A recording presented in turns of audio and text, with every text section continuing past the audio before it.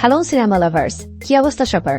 আশা করছি সবাই ভালো এবং সুস্থ আছেন এবং আমাদের চ্যানেলকে সাবস্ক্রাইব করে আমাদের সাথেই আছেন। আর আপনার জন্য নিয়ে এলাম আজকে আরো একটি দুর্দান্ত সিনেমার ঘটনা। তো চলুন শুরু করা যাক। Welcome to Movie Break Point. তো গল্পের শুরুতে আমরা নুরুল নামের একটা মেয়েকে দেখতে পাই, যে সিত্রা নামে একটা ছাত্রীবাসে থাকতো আর কি। এবং নুরুলের একটা ভালো অভ্যাস ছিল কি, সে মাঝরাতে উঠে তাহাজ্জুদের নামাজ পড়তো। সে ঘুম থেকে ওঠে এবং তাহাজ্জুদ নামাজ পড়ার জন্য তার রুমমেট নিসাকেও নামাজের জন্য ডাকে, কিন্তু নিসা অনেক টালসে টাইপ ও ঘুম থেকে উঠেই না। আর তাছাড়া অন্য আরেকজন যে রুমমেট ছিল, ঘুম থেকে উঠে তাকেও দেখতেই পায় না। মানে নর্মালি ঘরে থাকার কথা, বাট হয়তো বাইরে গিয়েছে। তো এই জন্য নুরুল একাই উজু করতে যায়, আর এদিকে শব্দে নিসার ঘুম ভেঙে যায়। তো যাই হোক, ও বিছানা থেকে উঠে যখন বাইরে চেক করতে যায়, তখন দেখে মেইন গেটটা নিজে নিজে খুলে যাচ্ছে। তো এটা দেখে নিসা তো ভয় পেয়ে যায়। ওর কাছে মনে হয় যে না, ভুল টুতে কিছু হবে, আর ও বিছানায় এসে শুয়ে পড়ে। তাও বিছানায় কিভাবে সে শুয়ে পড়ে, জাস্ট ওর মুখটা ঢাকে, উট পাখি যেমনে পালায় সেরকম আর কি। তো যাই কিছুক্ষণ পর নুরুল অজু করে নামাজে যখন দাঁড়ায়, তখন ওদের রুমের দরজা একবার খুলে আবার একাই বন্ধ হয়ে যায়। মানে দেখে মনে হলো যে কে রুমের দরজা খুলে ভেতরে ঢুকলো, আবার দরজা বন্ধ করে দিল। তো নিসা তো লুকিয়ে লুকিয়ে বিছানা থেকে এটা দেখছেই, কিন্তু নামাজে দাঁড়িয়ে থাকা নুরুলও ভয় পেয়ে যায় কি আসলো পেছন থেকে। তো এরপর নুরুলের ভয় আরো বেড়ে যায় যখন ওর নামাজের তাকবীর বলে যে আল্লাহু আকবার, তখন ওর পেছন থেকে কেউ আল্লাহু আকবার বলে।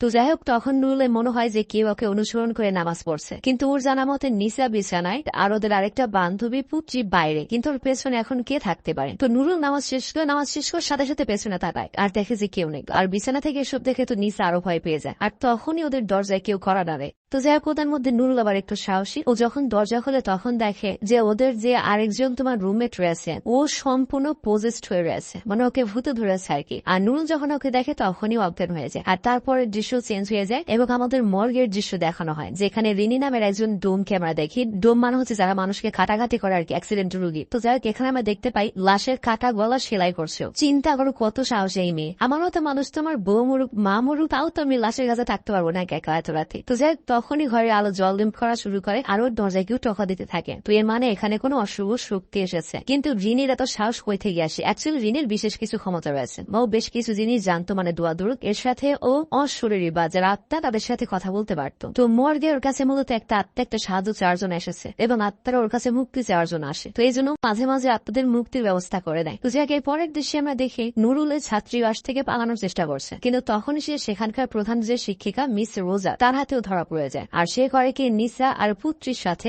ওদের ঘরে ওদের রুমে তালাবদ্ধ করে রাখে। মানে বুঝতে পারছো, ঘরের মধ্যে একজনকে যদি ভূতে ধরে, তারপর এরকম ঘটনা কেউ তোমার পেছন থেকে আল্লাহ আকবার বলছে, ওই ঘরে তাদের সাথে তুমি কি হয়ে থাকবে? আর এদিকে দেখা যায় রিনি যখন কাজ শেষ করে বাড়ি ফিরল, তখন ওর দরজায় বাড়িওয়ালা লেখা নোটিশ দেখতে পায়, যেখানে বাড়িওয়ালা সতর্ক করেছে যে আগামীকালের মধ্যে বাড়ি ভাড়া দিয়ে দেবে, তা না হলে পাঁচায় লাথি দিয়ে বাড়ি থেকে বের করে দেবো। তবে রিনি এগুলো কেয়ার করে না। সে ডাইরেক্ট ঘরে গিয়ে দেখতে থাকে তার পুরনো ছবি। আর ওর পুরনো ছবি থেকে আমরা জানতে পারি যে ও একসময় ছাত্রাবাসের ছাত্রী ছিল। তো যাই হোক, এরপর সিন চেঞ্জ হয়, আমরা দেখতে পাই মেয়েরা ছাত্রীবাসে ঘুমাচ্ছিল। তবে তারপরে দেখা যায় মাঝরাতে হঠাৎ করে পুত্রী আবারও পজেস্ট হয়ে যায়। তো নিসা নুরুল টিবার ভয়ে চিৎকার চেঁচামেচি শুরু করে, কিন্তু বাইরে থেকে তো রুম তালাবদ্ধ ছিল, রোজা মানে প্রধান শিক্ষিকা তালা দিয়ে গিয়েছিল। তো এই জন্য ওরা আটকা পড়ে গিয়েছে, কিন্তু চিৎকার করে থাকে। কিন্তু ওদের চিৎকার শব্দ পায় হচ্ছে মিস কিন্তি। আর মিস কিন্তি পূর্বের প্রধান শিক্ষিকা ছিলেন আর কি, রোজার আগে। কিন্তু তিনি অসুস্থ হওয়ার পরে রোজা প্রধান শিক্ষিকার বা এই মনে করে এই পুরো ছাত্রীবাসের দায়িত্ব পেয়েছেন। তো যাই হোক, তিনি খুবই অসুস্থ, কথা বলতে অক্ষম। আর তার কথা বলার জন্য একটা ইলেকট্রনিক্স মেশিন লাগে, যেটা তিনি গলায় ধরলে কথা বলতে পারেন আর কি। তো নুরুলের চিৎকার শুনে তিনি কেয়ারটেকার সালামতকে ডাকেন, কিন্তু এইদিকে নুরুল আর নিশা ধাক্কা দিতে দিতে এক পর্যায়ে দরজা খুলে যায়। আর তারপর তারা পুত্রীকে ঘরের মধ্যে বন্দি অবস্থায় রেখে চিৎকার করে থাকে সাহায্যের জন্য। আর ভেতর থেকে তো পুত্রীর আত্মা লাগাতার দরজায় কোয়া নাকছিল, বাইরে আসতে দাও আমাকে। কিন্তু এক পর্যায়ে হঠাৎ পুত্রী থেমে যায়। আর তারপর যখন ওরা দরজা খুলে দেখতে পায় যে পুত্রী অজ্ঞান হয়ে পড়ে গেল, কিন্তু তখনই সেখানে রোজা এসে পুত্রীকে একটা থাপ্পড় দেয় এবং বলে হাইজলামি জোড়া দিছো, হ্যাঁ? এবং ওদের তিনজনকে অনেক তিরস্কার করে এবং বলে ভবিষ্যতে আর বিরক্ত না করতে। আর এখানে আরেকটা কথা বলি, এটা জাস্ট ছাত্রীবাস না, এর সাথে স্কুল আর কি। তো ওদের তিনজনের রেজাল্ট হলেও খুবই খারাপ হয়েছে, যার জন্য ওদেরকে ছুটি দেওয়া হয় না, আর এর জন্য প্রধান শিক্ষিকা বাড়িতে যেতে পারেনি। তো সব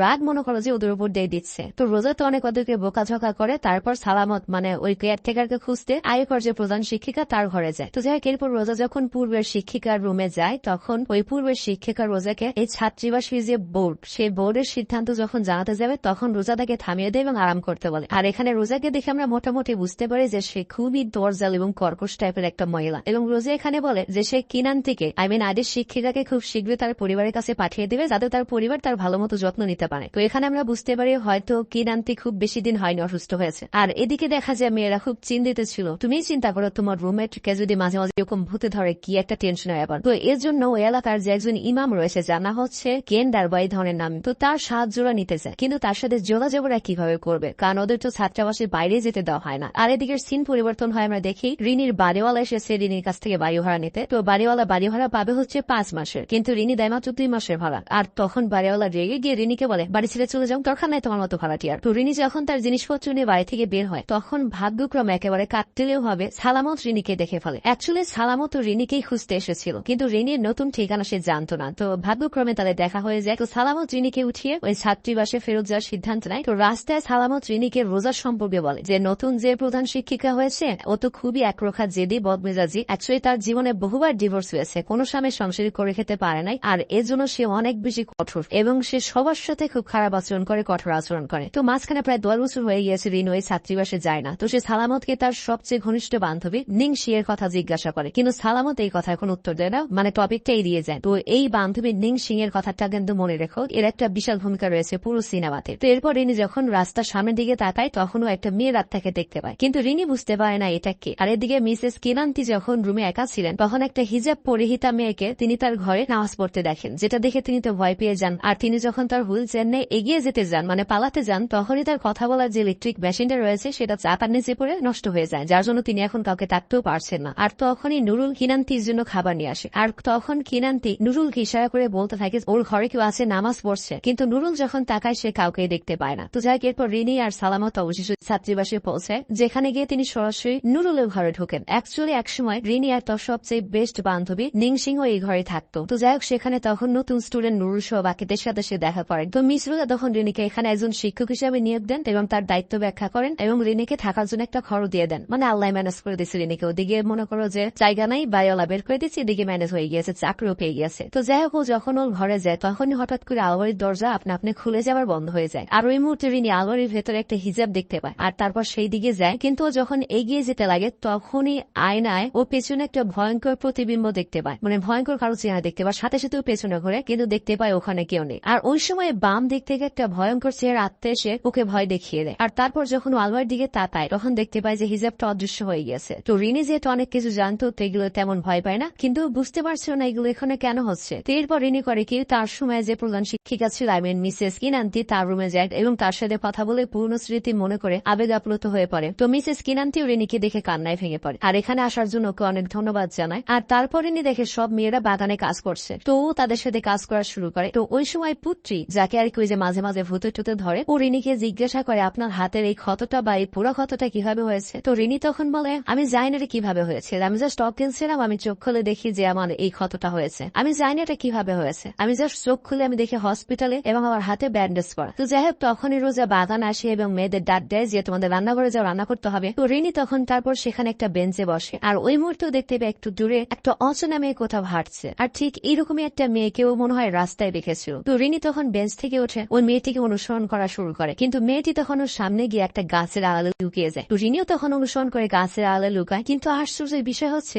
সেখানে গিয়ে রিনি আর কাউকেই দেখতে পায় না। রিনি তো পুরোপুরি শকড হয়ে যায় যে এত তাড়াতাড়ি তো কোনো মানুষের পক্ষে যাওয়া সম্ভব ছিল না। তো এর মানে এই ছাত্রাবাসের ভেতর কোন একটা ভয়ঙ্কর আত্মা ঘুরছে বা কোন একটা আত্মা আটকা পড়েছে। তো এটা নিয়ে রিনি খুব চিন্তিত হয়ে যায়। আর ওই সময় নুরুল এসে রিনিকে বলে যে পুত্রীকে আবার ভূতে ধরেছে। ওরা দুজনেই পুত্রীর কাছে ছুটে যায় এবং দেখে পুত্রীর অবস্থা তো খুবই খারাপ এবং ওর ভেতরের আত্মা সবাইকে বলছে যে এই ছাত্রীবাস ছেড়ে চলে যেতে, কিন্তু রিনি তা না শুনে করে কি উল্টো এগিয়ে আসে। আর তখন পুত্রী অজ্ঞান হয়ে যায়, কারণ বুঝতে পারছো রিনি তো একেবারে সাধারণ মেয়ে না, ওর ভেতরে তো কিছু মানে কবিরাজি জ্ঞান আছে আর কি। তো এটা দেখে সবাই খুব চিন্তিত হয়ে যায়, অজ্ঞান হয়ে গিয়েছে। তো এখানে একটা বিষয় লক্ষ্য, রোজা মনে করো যেমন কর্কশ, রিনি হচ্ছে তার পুরো উল্টো। তো নিরিকে পেয়ে নুরুল অনেক রিল্যাক্স ফিল করে যে তার সাথে শেয়ার করা যায়। তো ওরা রিনিকে বলে মিস্টার গন্ডা বা গ্যান্ডার ব্যাপারে, মানে ওই ইমামের ব্যাপারে, যে আমাদের হয়ে প্লিজ তার কাছে আপনি একটু সাহায্য চান, তাকে এই বিষয়গুলো বলুন। তো যেই কথা সেই কাজ। পরদিনই রিনি যায় হচ্ছে মিস্টার গেন্ডার সাথে দেখা করতে বা গন্ডার সাথে। আর তিনি মিস্টার গন্ডাকে বলেন যে ছাত্রাবাসে একটা আত্মা রয়েছে, খুব ভয়ঙ্কর একটা আত্মা। ওই আত্মাটা নুরুল যখন তাহাজ্জুদ নামাজ পড়তে বসে তখন বেশিরভাগ সময় ওকে বিরক্ত করে। ওর মনে হয় ওর পেছনে বসে বসে ওকে অনুসরণ করছে। তো গন্ডা এটা শুনে বলে যে এদেরকে মাতমুম বলে বা অনুসারী বলে এরা হচ্ছে জিন।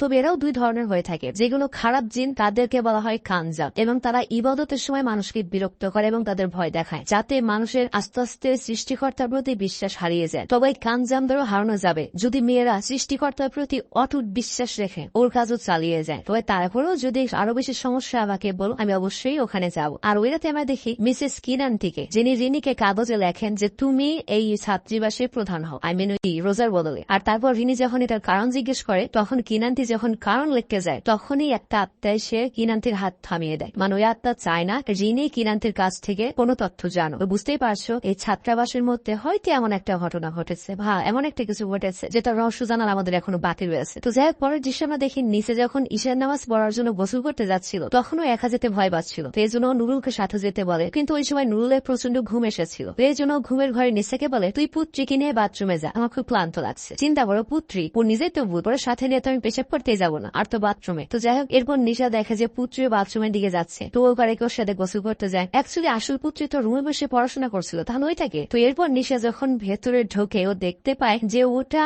একটা আত্মা যে পুত্রীর রূপে রয়েছে এবং ঝর্ণা থেকে পানির বদলে রক্ত বের হচ্ছিল। তো এইগুলো দেখে ও তো মারাত্মক ভয় পেয়ে যায়। ও চিৎকার কান্নাকাটি করতে থাকে, আর ও চিৎকার শুনে বাকি সবাই এসে উদ্ধার করে। তো এখন সিচুয়েশন আউট অফ কন্ট্রোল হয়ে গিয়েছে। তো এই জন্য এবার রিনি মিস্টার গন্ডাকে ছাত্রীবাসে আসতে বলে। আর ওর দিকে কিনান্তি যখন তার বিছানায় ঘুমাচ্ছিল, তখন আত্মা এসে তার উপর ভর করে এবং কার ভেতর ঢুকে যায়। আর সে রাতে আমরা দেখতে পাই রিনি একা যখন তাহাজ্জুদের নামাজ পড়ছিল, তখন ওই আত্মা ওকেও ভয় দেখাতে আসে, কিন্তু রিনিকে আর ভয় পাওয়ার পাবলিক। কিন্তু ওই মুহূর্তে আবার সালামত আসে এবং রিনিকে জানায় যে মিসেস কিনান্তিকে পাওয়া যাচ্ছে না, আর তিনি একটা অসুস্থ মানুষ, একা চলাফেরা করতে পারেন না, এটা কিভাবে পসিবল। আর তখনই আমরা ওইদিকে দেখি মিস রোজার দরজায় কেউ ধাক্কা দেয় এবং দরজা খুলে দেখা যায় কিনান্তি পুরো সুস্থ মানুষের মতো দাঁড়িয়ে রয়েছে। আর তারপর কিনান্তি রোজাকে আক্রমণ করে এবং কিনান্তির ভেতরের যে আত্মাটা রয়েছে সেটা এবার চলে যায় হচ্ছে রোজার ভেতরে। আর ওই মুহূর্তে সালামত আর রিনি রোজার দরজার সামনে আসে এবং রোজাকে খুলে বলে যে মিসেস কিনান্তিকে কোথাও খুঁজে পাওয়া যাচ্ছে না। কিন্তু রোজা তো এখন রোজা নেই, ও নিজেই পজেস্ট। তো রোজা এখানে কোনো রিয়াকশনই করে না, দরজা আবার বন্ধ করে দেয়। তো সালামত রোজার এরকম অভদ্র আচরণ দেখে রিনিকে বলতে থাকে যে উনি এরকমই, মানে রোজা আসলে বরাবরই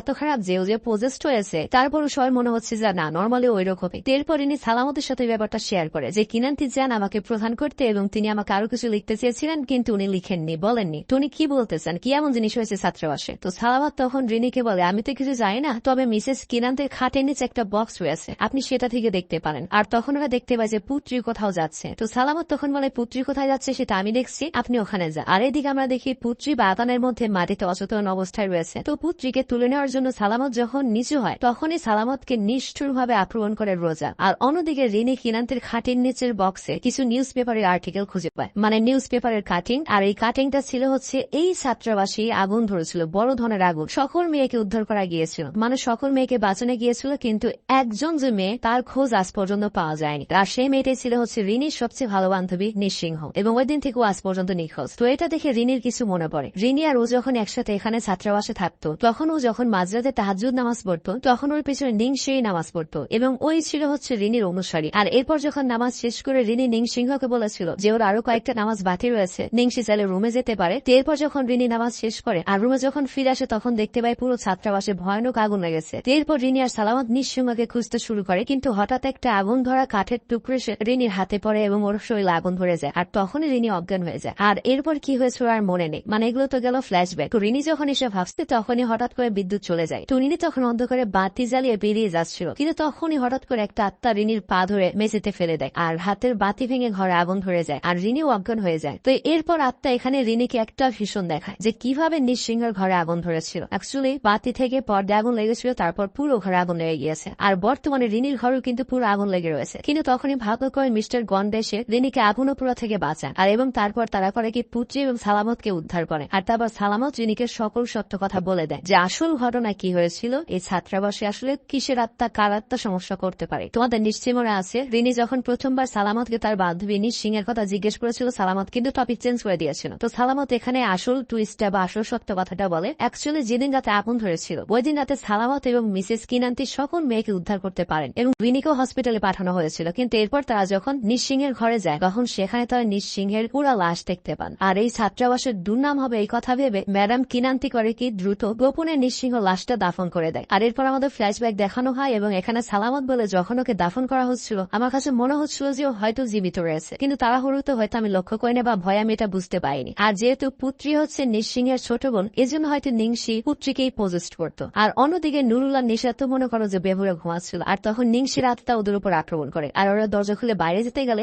বাইরে থেকে দরজা বন্ধ দেখতে পায়, কিন্তু তখন মিস্টার গন্ডা নুরুল আর নিশাকে বাঁচাতে আসে, আর তখন আত্মা করে গিয়ে গন্ডাকে আক্রমণ করে। কিন্তু গন্ডা অনেক বেশি শক্তিশালী ছিল এবং তিনি আত্মাকে অদৃশ্য করে দেন। আর তারপর তিনি দোয়া দুরুদ বা রিচুয়াল করেন নুরুল এবং নিশার ঘরে। কিন্তু তখন আবারও আত্মা রোজাকে দখল করে নুরুলের উপর হামলা চালায়। আর তখন সবাই আল কোরআনে কিছু সূরা পাঠ করে এবং ওই আত্মাকে রোজার শরীর থেকে ত্যাগ করতে বাধ্য করা হয়। আর এরপরে ওই আত্মাটা তার আসল রূপে আসে। তো ওই আত্মা যখন আসল রূপে আসে, সে তো সবাইকে ভয় দেখাতে শুরু করে। কিন্তু তখন ইমাম গন্ডা করে গিয়ে কোরআনের সবচেয়ে শক্তিশালী আয়াতুল কুরসি পাঠ করা শুরু করে এবং এই আত্মাকে পার্মানেন্টলি ধ্বংস করে দেয়। আর এরপর তারা মিস কিনান্তিকেও খুঁজে পান। তো পরের দিন সকালে মিস কিনান্তি সবাইকে জানান যে বোর্ডের সিদ্ধান্ত অনুযায়ী রোজাকে প্রধান শিক্ষিকা থেকে বদলিয়ে রিনিকে প্রধান শিক্ষিকা হিসেবে নিয়োগ দেওয়া হয়েছে। এবং তিনি পুত্রীর সাথেও ফোনে কথা বলেন এবং তার বোন নিংসির জন্য তার কাছে ক্ষমা চান। এবং এই ছাত্রাবাসের বড় গাছের নিচে নিংসির কবরটা দেওয়া হয়েছে, সেই কবরটার লোকেশনটাও দিয়ে দেন। তো রিনি তখন ঠিক করে যে নিংসির কবরটা থেকে ওর লাশটা আবার উঠাবে এবং ওকে আবারও নতুন করে জানাজা দিয়ে